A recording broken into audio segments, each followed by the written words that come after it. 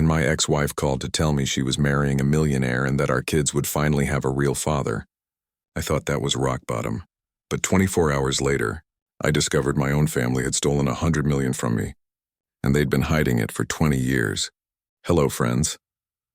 Before we dive into today's story, please help me grow this channel by subscribing, sharing this video with others, and don't forget to hit that like button. Now, let's get started with our story. My name is Daniel Harwick. I'm 42 years old, and until last week, I was just another construction foreman in Queens, breaking my back, laying foundations for buildings I'd never afford to live in. You probably passed me on the street 100 times without looking twice.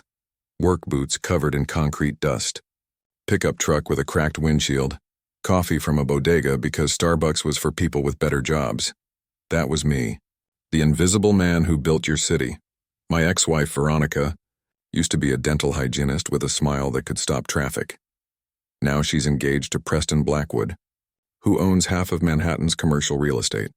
My kids, Meredith and Trevor, 14 and 11, think their future stepfather hung the moon because he lets them ride in his helicopter and bought them phones that cost more than my monthly rent. But here's what nobody knew, including me.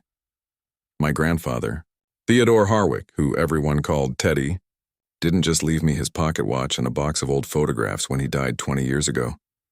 He left me his entire manufacturing empire, a fortune worth $100 million and ownership of Harwick Industries. My parents, Eleanor and Gordon Harwick, along with my uncle Raymond, hid it from me. They forged documents, lied to lawyers, and even declared me legally dead to keep me from claiming what was mine. The really sick part? While I was working double shifts to make child support payments, sleeping in my truck between jobs, and watching my marriage fall apart because I couldn't provide the life Veronica wanted. My father was living off money he embezzled from my inheritance, $3 million over 20 years, funding his golf club memberships and cruise vacations while I ate ramen noodles for dinner. And Preston Blackwood, the man who swooped in to marry my ex-wife and play daddy to my children, he knew exactly who I was. His father had been trying to take over Harwick Industries for decades. When he couldn't buy it, Preston decided to marry into it by getting to my children, the only other living heirs to my grandfather's fortune. This is the story of how I went from being a nobody to reclaiming everything that was stolen from me. It's about learning that the people who should protect you can betray you, worse than any enemy, and it's about discovering that sometimes, just sometimes, justice shows up 20 years late, wearing work boots and carrying a briefcase with your name on it. Friday evenings were sacred in my world. 30 sharp, I'd clear the blueprints off my kitchen table, prop my laptop against a stack of construction manuals, and wait for my kids to call. My apartment in Queens wasn't much to look at. 2 bedrooms, windows that faced a brick wall, radiator that clanged like a ghost was trapped inside. But for those 30 minutes every week, it became the center of my universe. I was stirring. Instant coffee when the video call came, through 5 minutes early. That should have been my first warning. Veronica was never early for anything. During our 12 years of marriage, hey, Dad? Meredith's face filled the screen, her blonde hair pulled back in the same ponytail style I used to do for her before school. Guess what?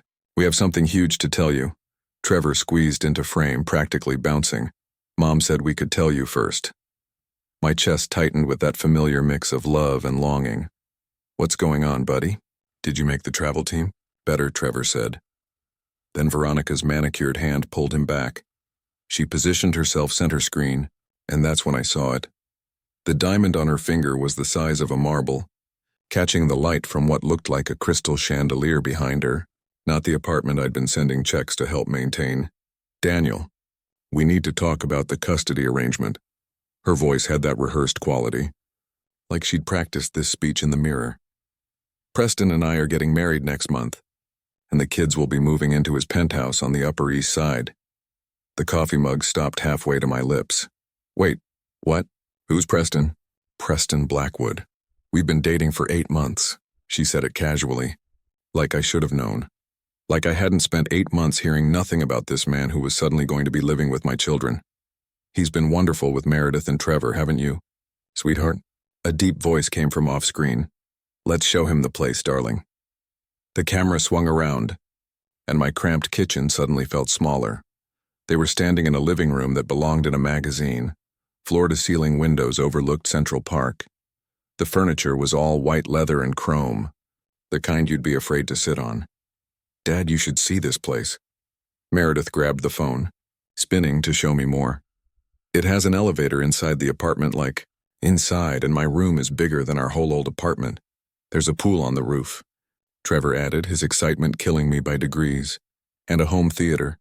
And Preston has a driver who takes us anywhere we want." I forced myself to smile. "That sounds amazing.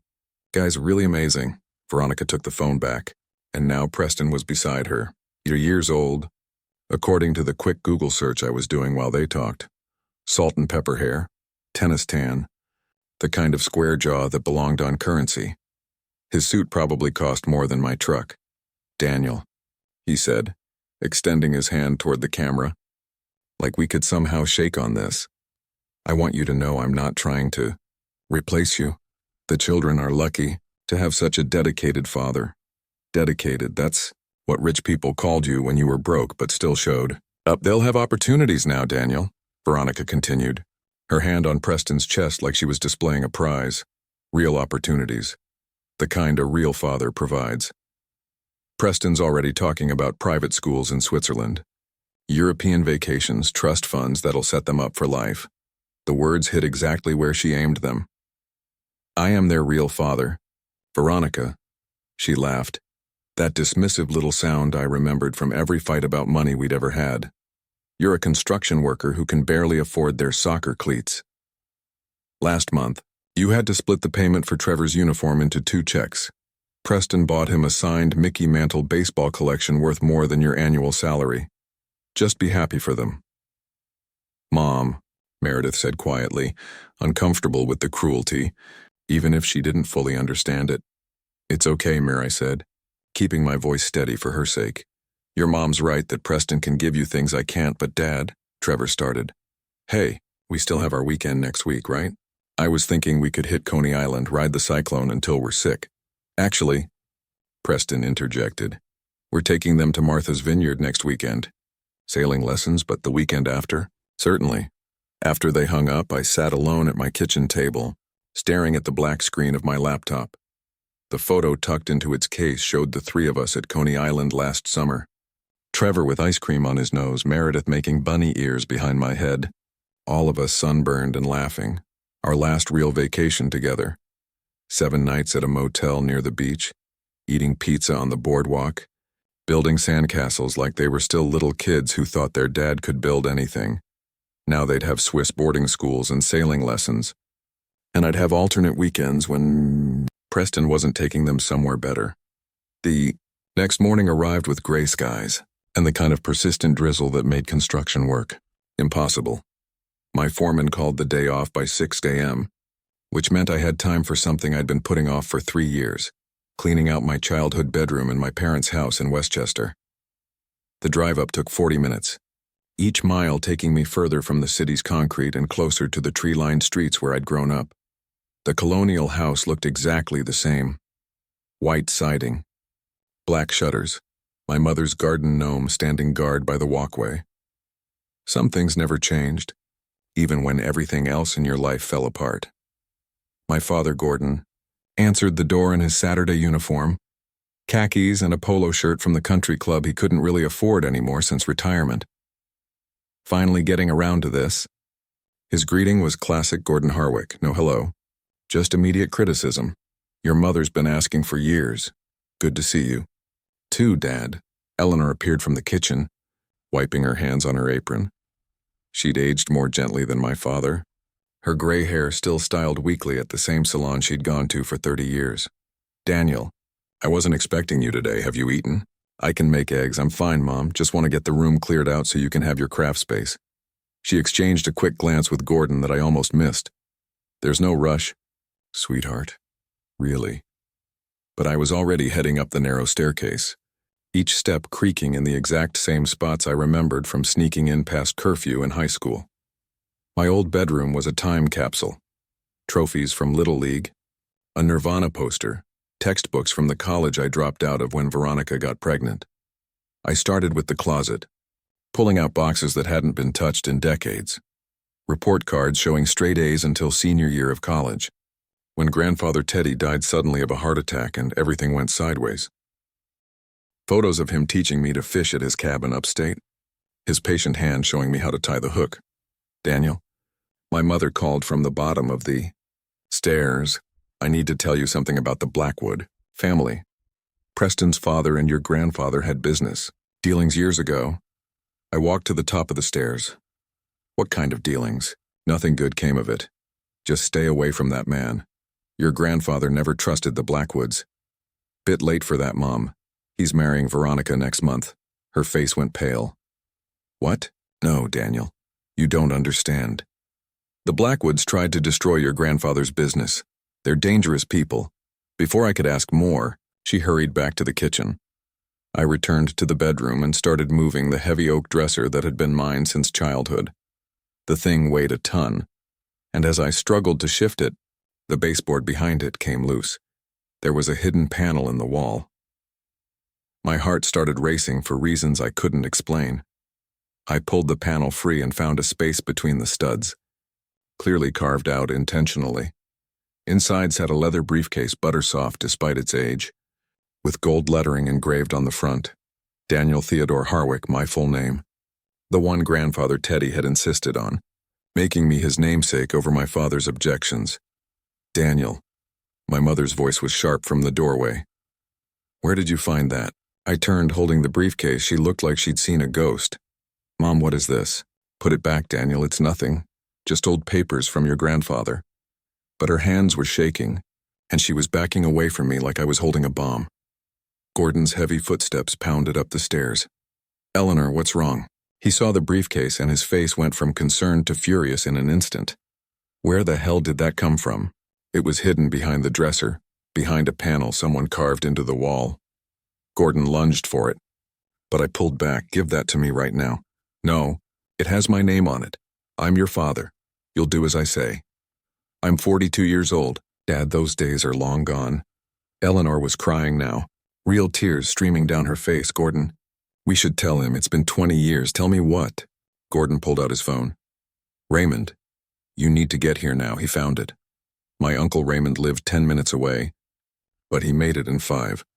He burst through the door like the house was on fire. His lawyer's suit wrinkled, his face flushed. Daniel, some things are better left buried, he said, trying to sound calm and authoritative. Your grandfather wasn't the man you thought he was. Then let me find out for myself. I examined the lock, a 5-digit combination. What's the code? We don't know, Gordon said too quickly. I tried my birth date. Nothing. Grandfather Teddy's birth date. Nothing. Then a memory surfaced. The day he taught me to ride a bike, tears in his eyes as he let go of the seat. This is the most important day of my life. Danny Boy, July 15, 1990. The day my grandson learned to fly. 7/15/90. The lock clicked open. Inside the briefcase lay a stack of documents, each one pristine despite 20 years of hiding. On top sat a handwritten letter on my grandfather's personal stationery, his distinctive cursive still bold and clear. Beneath it were legal documents bearing official seals, bank statements with numbers that made my head spin, and ownership papers for Harwick Industries, the manufacturing empire my grandfather had built from nothing. I picked up the letter with trembling hands and began reading aloud while my family watched like statues. My dear Danny, if you're reading this, then your parents have finally failed to keep their promise. I'm writing this on your 5th birthday, watching you play in the garden with the toy trucks I gave you, knowing I won't live to see you grow into the man I know you'll become. My mother sobbed. Gordon's face was stone. I leave my entire estate, all holdings in Harwick Industries, and my personal fortune to my grandson, Daniel Theodore Harwick, to be transferred upon his 21st birthday. Current valuation stands at $100 million, though I expect it to grow considerably. If my son Gordon contests this will, he forfeits his position at the company and his pension. The room erupted. That company was mine. Gordon slammed his fist on my old desk, making the trophies jump. I worked there for 15 years. I earned that position. You embezzled from it for 15 years. Eleanor snapped back. the truth finally spilling out like water through a broken dam. Teddy found out a week before he died. He had the accountants run a full audit. You stole over $200,000. Gordon. I looked between my parents, the floor seeming to tilt beneath me. He stole from Grandpa? Raymond cleared his throat, his lawyer's composure cracking. Your grandfather came to me privately after discovering the theft. He wanted to protect the family from scandal, but couldn't let Gordon inherit the company. So, he changed his will, leaving everything to you. When Teddy died of a heart attack the next week, Gordon convinced us that hiding the will was best for everyone. Best for everyone? My voice was rising now. I've been struggling for 20 years. Do you have any idea what my life has been like? You were 21, Gordon said coldly. You just dropped out of college because you got that girl pregnant. You would have squandered everything. That girl was my wife. Those pregnancies were your grandchildren, and I dropped out to work 3 jobs to support them because I had nothing. Because you made sure I had nothing, I kept reading from the grandfather's letter. I've also established educational trusts for any children Danny may have. No child of his should ever want for education or opportunity. My kids, I said, the realization hitting me. My kids had trust funds this whole time while I was working double shifts to pay for Trevor's baseball uniform. While Veronica left me because I couldn't provide for them, Eleanor couldn't meet my eyes. We were going to tell you eventually, but then you got married so young. Had kids so fast, Gordon said you weren't ready. Then when Veronica left, you were so angry at the world. I was living in my car after the divorce. The words tore out of me. For 3 months, I showered at the gym and ate at soup kitchens. My kids think I'm a failure. Veronica is marrying another man because I couldn't give them a decent life. You never told us things were that bad, Raymond said weakly. Would it have mattered? You watched me struggle. You all watched. Every Christmas when I showed up with dollar store presents for my kids. Every family dinner where I ordered water because I couldn't afford anything else. You knew exactly how bad things were. I pulled out my phone and started recording. Say it again. Dad, all of it. Tell me again why you stole $100 million from your own son. Gordon lunged for my phone, but I stepped back. You record nothing. I'm recording everything. Uncle Raymond, you're a lawyer. Is this will legally binding? Raymond's shoulders sagged. Yes, it's completely valid. Witnessed, notarized, filed with the state. We told everyone you were unreachable, then later that you died. You told people I was dead? Just business associates, the board of directors at Harwick Industries. We needed to prevent questions about succession. I gathered all the documents. My hands steady now despite the rage building in my chest. You stole my life. You stole my children's future. You let my marriage collapse. You watched me break my back on construction sites while you sat on millions that belonged to me. Where are you going? Eleanor asked as I headed for the door. To take back what's mine. And if any of you try to stop me, I'll make sure everyone knows exactly what you did. Prison time for embezzlement, fraud, forgery. I bet the local papers would love this story. Respected bank manager, Gordon Harwick. Beloved teacher, Eleanor Harwick. Successful lawyer, Raymond Harwick. All common thieves. Gordon's face went purple. You wouldn't dare disgrace this family. You disgraced this family. 20 years ago, I'm just going to make sure you finally pay for it. Monday morning, I called Harwick Industries from my truck parked outside their Manhattan headquarters. The building stretched 40 stories into the sky, glass and steel with my grandfather's name still etched in marble above the entrance. I'd driven past it 100 times doing construction jobs nearby, never knowing it should have been mine. Harwick Industries, how may I direct your call? I need to speak with Wallace Sterling, the CEO. Tell him Daniel Theodore Harwick is calling about his inheritance. The silence lasted 5 seconds. Please hold. Within 30 seconds, a different voice came on. Mr. Harwick, this is Wallace Sterling. My God, Teddy told me you'd eventually find out. I've been waiting 20 years for this call. You knew about me? Your grandfather was my mentor. Before he died, he told me his grandson would one day come to claim what was his.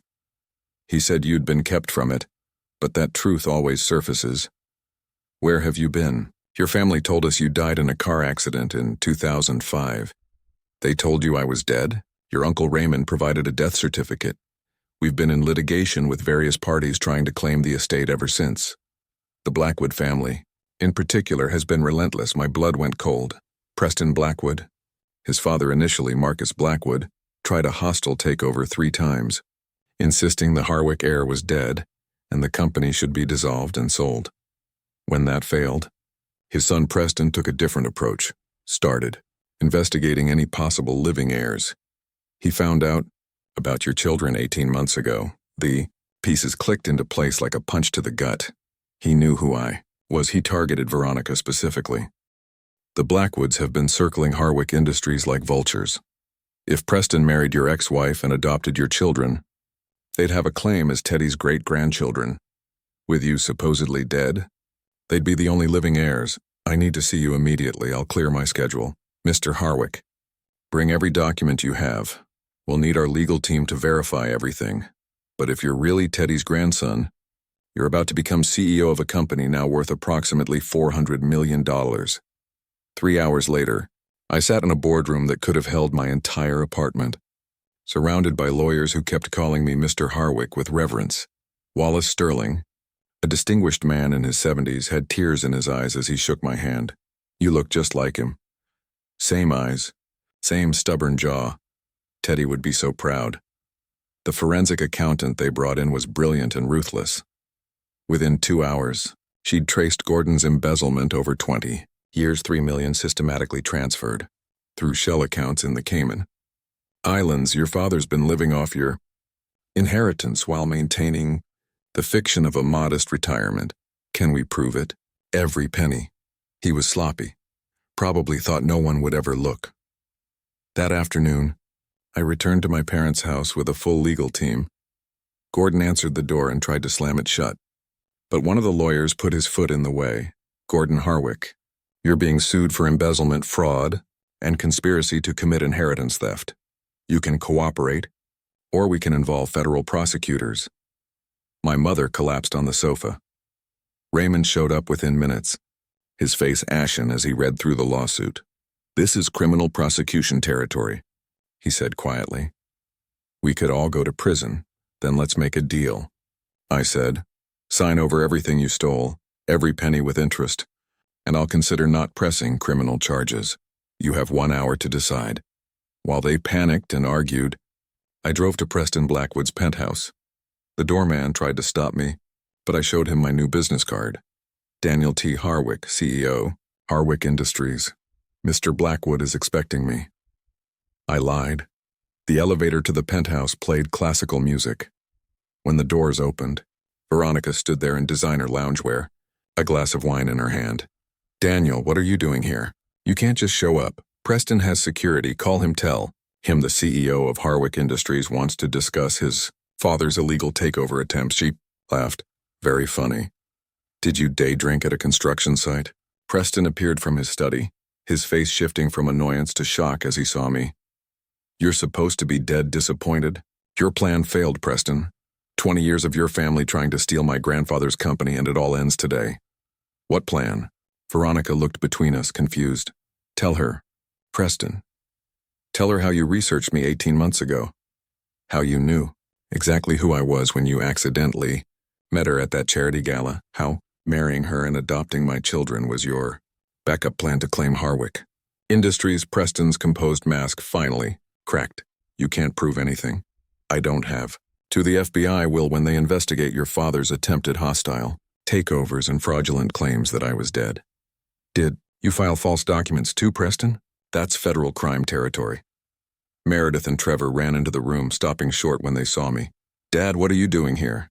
Just handling some business, kids. Turns out your dad's not quite the failure everyone thought he was. 6 months later, I stood in the boardroom of Harwick Industries, looking out at the Manhattan skyline from the 40th floor. The same buildings I'd helped construct from the ground up now spread before me like a map of my old life. My kids were with me, Meredith, organizing my desk with the same meticulous care she applied to her homework. Trevor spinning in the conference room chairs until he was dizzy. Dad, this view is insane, Trevor said, pressing his face against the window. You can see all the way to Brooklyn. I can see the construction site where I used to work, I told him, pointing to a half-finished tower in Queens. Laid the foundation myself last year. The transformation had been swift but brutal.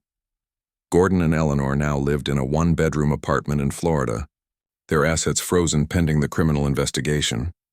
Gordon would serve 5 years in federal prison for embezzlement and fraud starting next month. Eleanor sent letters I didn't open, each envelope marked with the same Florida Retirement Community return. Address: Raymond lost his law license. Immediately. The Bar Association doesn't look kindly on lawyers who forge death certificates and steal inheritances. Last I heard, he was working as a paralegal in Buffalo, making $30,000 a year and living in a studio apartment above a Chinese restaurant, Veronica's. Wedding to Preston never happened. The FBI arrested him 2 weeks after our confrontation for conspiracy, fraud, and racketeering. Turns out the Blackwood family had been pulling similar schemes for years, targeting inherited wealth through marriage and adoption. Preston was looking at 15 to 20 years in federal prison. I always loved you, Daniel, Veronica had said when she showed up at my office uninvited. The money. Preston, none of it mattered. We could try again. You're right. The money didn't matter, I replied. What mattered was that when things got hard, you didn't just leave. You tried to erase me from our children's lives. You told them they needed a real father because I couldn't buy them expensive things. I was trying to give them a better life. No, you were trying to give yourself a better life. There's a difference. She left crying, but I didn't follow. Some bridges were meant to stay burned. The sweetest vindication came from my kids. They chose to live with me full-time. Not in Grandfather Teddy's restored estate in Connecticut that I'd initially considered, but in a brownstone in Brooklyn.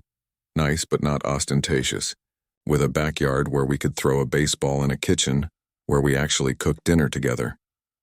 Dad, Meredith said one evening while helping me make spaghetti, Mom was wrong about needing a different father. You were already perfect, you just didn't know you were rich. Being rich doesn't make someone a good father, Mare. No, but you were a good father when you had nothing. Remember when you saved for 3 months to buy me that art set? You ate peanut butter sandwiches for lunch every day, Mom told me later, after she realized what she'd done. Trevor added his own perspective. You're actually cooler, now that you don't have to worry about money all the time. You smile more. But you were already the coolest when you taught me to throw a curveball in that tiny park, near your old apartment. I'd established trust funds for both kids, but with conditions my grandfather would have appreciated. They couldn't access the money until they'd worked for 5 years in any job of their choosing. Real wealth, I told them, is understanding the value of work before you understand the value of money. Wallace Sterling became my mentor, just as my grandfather had been his. He taught me the business, but more importantly, he shared stories about Teddy I'd never heard. Your grandfather talked about you constantly. He said he'd be heartbroken about what your parents did, but proud of the man you became despite it. Every month, I visit Grandfather Teddy's grave with my children. Fresh flowers are always there when we arrive, and the groundskeeper told me why. Mr. Sterling comes every week, says he promised someone named Teddy he'd keep watching over something precious. On our last visit, Meredith asked the question I'd been waiting for. Dad, are you going to forgive Grandma Eleanor and Grandpa Gordon? I thought about it while arranging the flowers we'd brought. Forgiveness isn't forgetting, Mare, but Grandpa Teddy would probably want me to try. Maybe someday. What about us? Trevor asked. Would you forgive us if we did something really bad? There's nothing you could do that would stop me from loving you. Nothing. Even if you hurt me, even if you disappointed me, you'd still be my kids. That never changes. The story could end with me as a bitter millionaire who got his revenge. But that's not what happened. Instead, I learned that finding hidden treasure sometimes means losing the family you thought you had while discovering the family you were meant to build. Grandfather's real gift wasn't the money. It was the chance to become the man he always believed I could be. Some people inherit fortunes. Some inherit problems. I inherited both, and somehow that made all the difference. If this story resonated with you, if you've ever felt betrayed by family or underestimated by those who should believe in you, please hit that like button below. Share this video with someone who needs to hear that their current struggles don't define their future worth. And don't forget to subscribe to our channel for more incredible true stories of redemption, justice, and the unbreakable bonds between parents and children. Your support helps us bring these important stories to light. Thank you for watching, and remember, sometimes the greatest inheritances aren't measured in dollars, but in the strength we find to rebuild when everything falls apart.